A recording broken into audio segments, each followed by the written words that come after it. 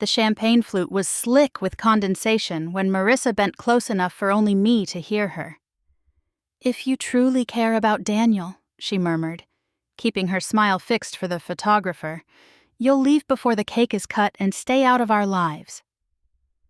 Strings of white lights glowed above the rooftop terrace of the Harbor Crown Hotel. 200 guests watched my son and his new wife dance, while the river reflected the city below. I did not answer her. I placed my glass beside a bowl of pale roses and reached for my handbag. A tarnished silver coin slipped from an inside pocket, struck the marble, and spun in a bright circle between our shoes. Marissa glanced down with irritation. A man at the next table reacted as if the coin had exploded. His chair scraped back, his face drained of color. He stared at the emblem, then at me. "Ma'am," he said, his voice suddenly rough, "were you called Mercy 7? I closed my fingers around the coin before Marissa could touch it. "Not tonight," I said. Then I walked into the elevator lobby, pulled out my phone, and called the one person who could stop what was already moving behind the scenes. When Vivian Cho answered, I said, "Freeze every family transfer." She did not ask why. "I'm on my way." My name is Eleanor Grant. I was 62 on the night my daughter-in-law tried to remove me from my son's life at his own wedding. By then, most people in that ballroom had decided I was a tired widow with sensible shoes, a plain navy dress, and an old habit of hovering over Daniel. They had been told I was a retired military nurse. The way Marissa's family said it made it sound as though I had spent a few years changing bandages in a quiet clinic before settling into a suburban life of casseroles and unsolicited advice. I had served 23 years as an Air Force flight nurse. Keeping a patient alive in a shaking aircraft while alarms scream teaches you that fear often dresses itself as authority. It also teaches you that calm is not passivity. Calm is disciplined control. My husband, James, knew that better than anyone. We met at Ramstein when I was 31, and he was an aerospace systems engineer with a crooked smile. He never mistook my silence for emptiness. After years of believing children might not happen, Daniel arrived when I was 38, red-faced and furious, as if he had been kept waiting. When Daniel was 8, James and I used nearly everything we had saved to start Grant Aeromedical Services. We leased 2 aging aircraft and rented rooms near a municipal airport. James handled engineering and contracts. I trained crews, built medical protocols, and flew whenever staffing failed. Some years we postponed our own salaries. By the time Daniel graduated from college, the company had become one of the most respected medical transport services on the East Coast. James died 7 years before the wedding. Pancreatic cancer reduced him to a hospital bed in 11 months. During his final week, he asked our attorney to bring the estate documents home and insisted on reading every page. We placed the company's controlling shares, our lake property, and most of our investments into an independent family trust. Daniel would benefit from it, but he would not receive automatic control simply because he was our son. James had spent years watching family businesses collapse when heirs married people who saw affection as access. There was one clause he wrote himself. If any person attempted to isolate, coerce, medically discredit, intimidate, or remove a trust beneficiary or founder for financial advantage, the trustee could suspend all pending distributions, voting transfers, and succession rights until an outside review was complete. I told James the language sounded harsh. He looked at me from the hospital bed, his fingers thin against the blanket. "Ellie," he whispered, "protection is not the same thing as distrust. Sometimes love needs paperwork." Daniel knew the trust existed, but he had never read every condition. James and I had planned to reveal the full structure when Daniel was ready to understand that ownership was an obligation, not a prize. After James died, I delayed that conversation. Grief made Daniel restless. I told myself he needed room to prove himself. At 33, Daniel became Chief Operating Officer. He was smart, generous, and gifted at making people feel heard. He also hated conflict so deeply that he often confused avoiding a decision with making a wise one. Then, he met Marissa Caldwell. At first, she was effortless to like. She remembered James's death anniversary, sent handwritten notes, and listened when I spoke about my missions. 6 months after we met, she began calling me Mom. A year later, she started removing me from Daniel's life one small piece at a time. Sunday dinner became their private recovery night. Our annual weekend at the lake was canceled because Marissa said the cabin felt emotionally heavy. At the company holiday gala, my seat beside Daniel was reassigned to a table near the catering entrance. When I mentioned it, she touched my arm and said, "We're just establishing healthy adult boundaries." Daniel used the same phrase when I called him later. "Mom, nothing is wrong. We're building our own rhythm. You can build your own life without pretending I am an intrusion." He sighed. "Please don't make this bigger than it is." I told myself every mother eventually has to step back. I had seen women cling to their sons until every girlfriend became an enemy. I did not want to become that story. So I swallowed the discomfort and called it maturity. Then Marissa toured the lake house with an interior designer without asking me. She requested a confidential valuation of Grant Aeromedical from a banker her father used. She emailed our corporate attorney asking whether a spouse could gain voting rights through marriage to a beneficiary. The attorney forwarded the email to me. I printed it, placed it in a folder, and waited. That was my mistake. Betrayal rarely arrives wearing a sign. It comes as a joke you excuse, a boundary you are told to respect, a chair moved farther from the center of the room. You see it. You simply rename it until the name no longer protects you. The wedding took place in Baltimore at the Harbor Crown. Marissa's father, Preston Caldwell, owned a network of private rehabilitation hospitals and treated every conversation like a negotiation. His family paid for the reception. I paid for the ceremony and rooms for Daniel's relatives. My name did not appear on the program. At the rehearsal dinner, Preston raised a glass and said, "We are delighted to welcome Daniel into a family that understands legacy, stewardship, and vision." Then he smiled toward me. Of course, Daniel was raised by a very private woman who preferred aircraft hangars and hospital corridors to society. Laughter traveled politely through the room. Daniel rubbed the back of his neck. He did not correct him. My sister-in-law, Ruth, leaned toward me afterward. "He should have said something." "Yes," I replied. That single word hurt more than an argument would have. On the morning of the wedding, the coordinator informed me that the mother-son dance had been removed from the schedule to save time. Marissa had added a 12-minute childhood video of herself and a surprise performance by her college friends. James's memorial photograph had also been moved behind a decorative column because the frame did not match the floral palette. I carried it back to the guest table. Marissa saw me. "Eleanor, please don't rearrange the design," she said softly, though her eyes were hard. "This is Daniel's wedding, not an operations briefing. It is also his father's photograph. And you are emotional. That is exactly why other people are managing the details." The old version of me might have answered in anger. The officer in me noticed the wedding coordinator pause with her clipboard. The woman heard every word. That mattered. The ceremony was beautiful. Daniel cried when Marissa walked down the aisle. I saw him at 6, flower in his hair while James taught him to make pancakes, and later holding my hand at his father's funeral until both of us stopped shaking. Love does not vanish when someone disappoints you. That is what makes family betrayal unbearable. Part of you is furious. Another part is still searching for a way to protect the person causing the pain. At the reception, Marissa introduced me to one of Preston's hospital investors. "This is Daniel's mother," she said. "She used to do nursing in the military." Used to do nursing. I had treated open chest wounds through violent turbulence, kept a premature infant alive during a hurricane evacuation, and held pressure on a soldier's artery while repeating his daughter's name. I only said, "It is nice to meet you." The man who recognized the coin was seated at Preston's table. I recognized him before he fully recognized me. Retired Lieutenant General Andrew Mercer had once commanded the aeromedical wing where I served. After retirement, he became chairman of the National Veterans Rehabilitation Alliance. Preston Caldwell had spent nearly a year pursuing his endorsement for a new neurological recovery center. Andrew had aged. His hair was white and he leaned slightly on a cane, but his eyes were unchanged, careful, direct, and impossible to distract. The call sign Mercy 7 belonged to one mission 20 years earlier. Our aircraft was carrying 13 wounded service members when rapid decompression struck above a sandstorm.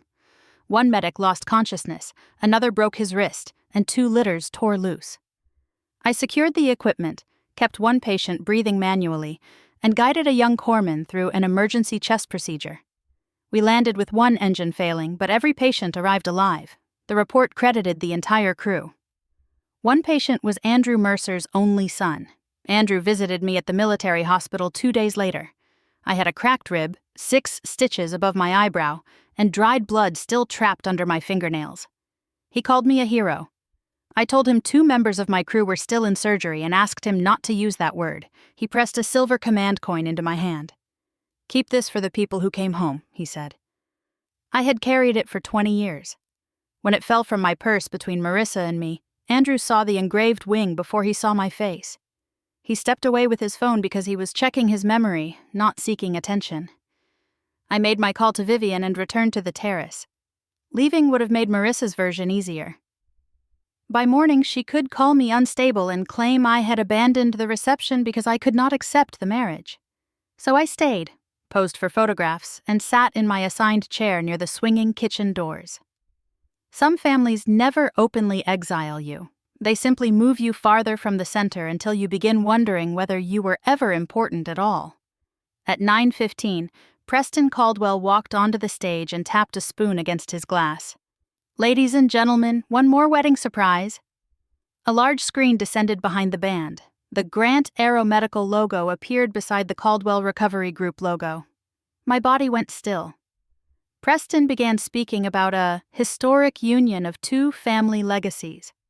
He announced plans for a national air medical rehabilitation network, combining our aircraft, hospital contracts, and specialized facilities. Guests applauded. Daniel looked startled, but Marissa squeezed his hand and whispered something that kept him seated. Then Preston invited them onto the stage for photographs beside a display table holding 2 leather folders and a ceremonial pen. There was no approved agreement. There had been no board vote, no trustee consent, and no permission to use our company's name. Marissa had not merely planned my disappearance from the family. She had intended to present my company as part of her marriage settlement. I stood. "That announcement is not authorized." The applause died in uneven waves. Several guests continued clapping until they realized others had stopped.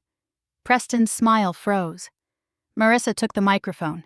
"Eleanor," she said, using the soothing tone people reserve for frightened children, "this is exactly what we were concerned about. We wanted tonight to remain peaceful." Daniel looked at her. "Concerned about what?" She did not look at him. "Your mother has been under tremendous stress. We agreed that business decisions would be handled by the next generation." "We agreed to discuss future options," Daniel said. "We did not agree to announce anything." Marissa's smile tightened. "Daniel, not now." Then she looked toward a security supervisor near the ballroom doors.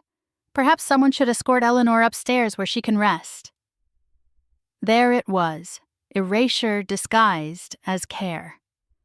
The security man hesitated, then took one uncertain step toward me. Daniel came down from the stage. He stopped a few feet away. "Mom," he said quietly, "please, not tonight." He was asking me to absorb the humiliation so everyone else could remain comfortable. "I did not choose tonight," I said. Marissa lowered the microphone and spoke loudly enough for the nearest tables to hear. "You always do this. Every time Daniel tries to move forward, you make him feel guilty. You need to control everything James left behind." The guard reached toward my elbow. Andrew Mercer rose. "Do not touch Colonel Grant." His voice was not loud. It did not need to be. The guard stopped as if a hand had closed around his shoulder. Andrew walked into the open space between the tables, holding his phone.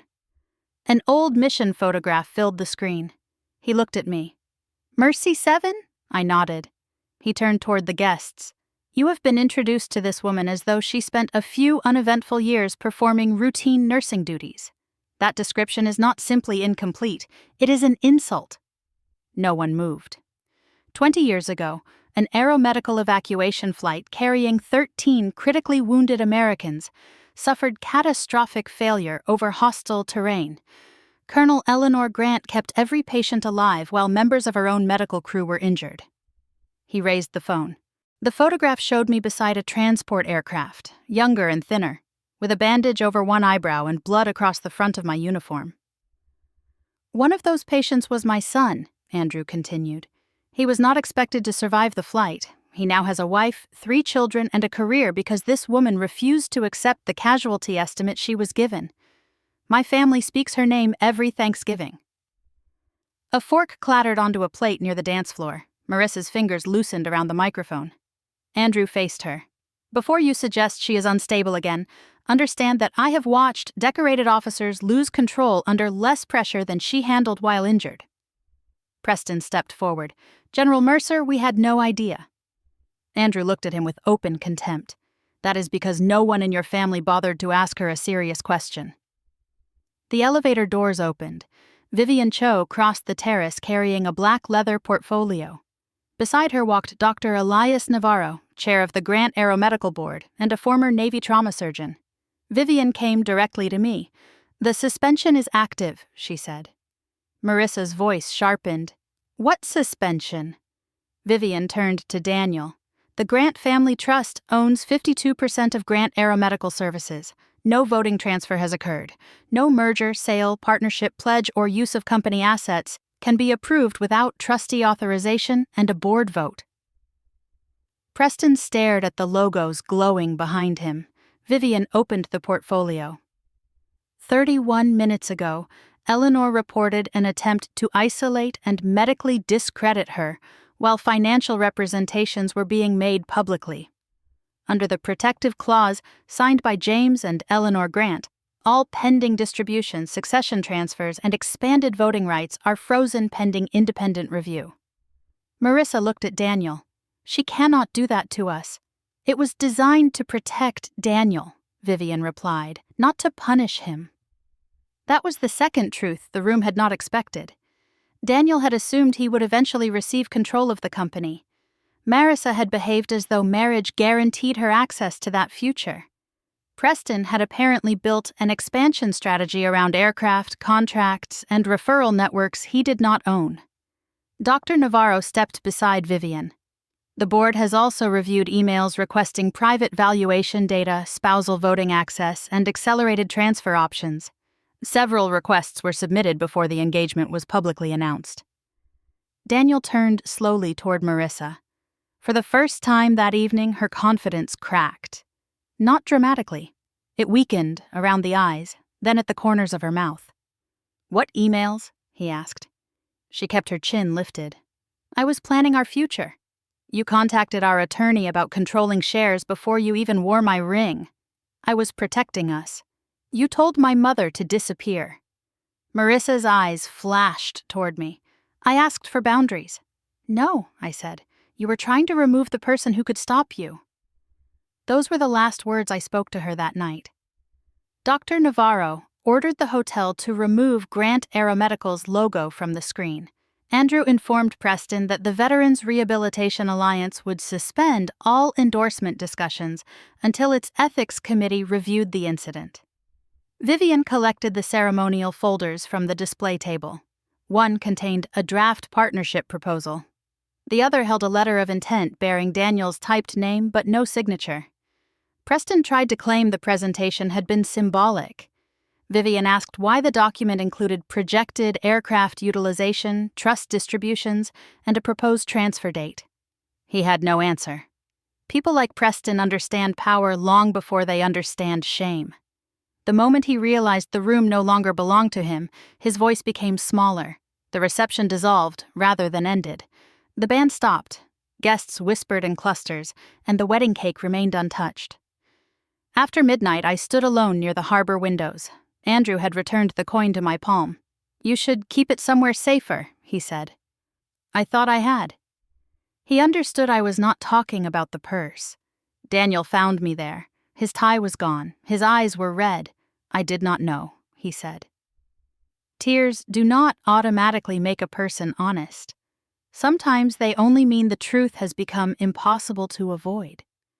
You knew she was pushing me out, I replied. He looked at the floor. I thought I could fix it after the wedding. You thought I could endure it until then. He covered his face with both hands.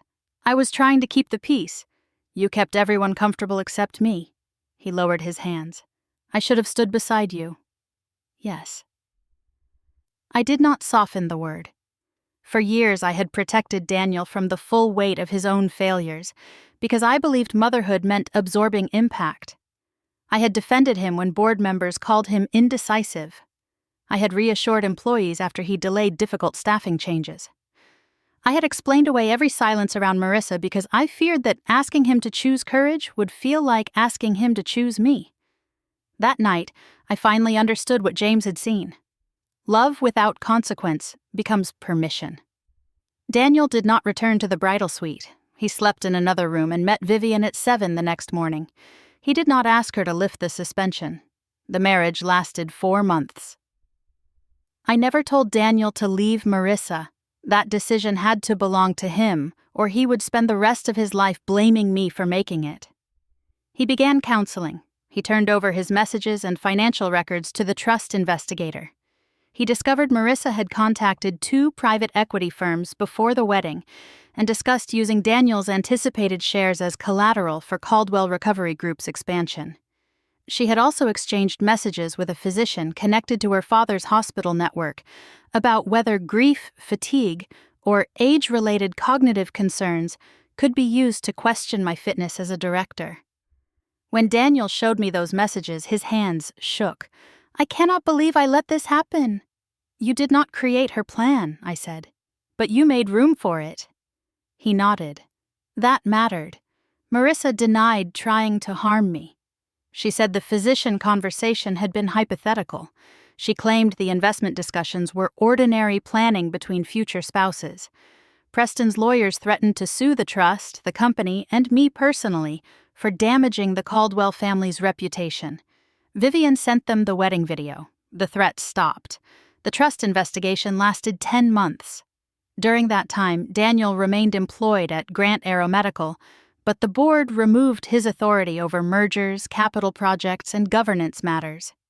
He was required to complete executive ethics training and work under Dr. Navarro's supervision. He accepted the restrictions without complaint. That mattered more than any apology he could have offered. At first, our conversations were formal. A diner near the airport became neutral ground. Sometimes we discussed the company. Sometimes we spoke about weather or baseball. Repair is rarely dramatic. It is built from ordinary moments when someone chooses not to run. One evening, months after the divorce filing, Daniel said, I kept thinking being a good husband meant defending Marissa from criticism. It can, I said, when the criticism is unfair. I treated every warning as an attack because I was afraid of conflict. You were not avoiding conflict. You were moving it onto the person least likely to punish you. He winced.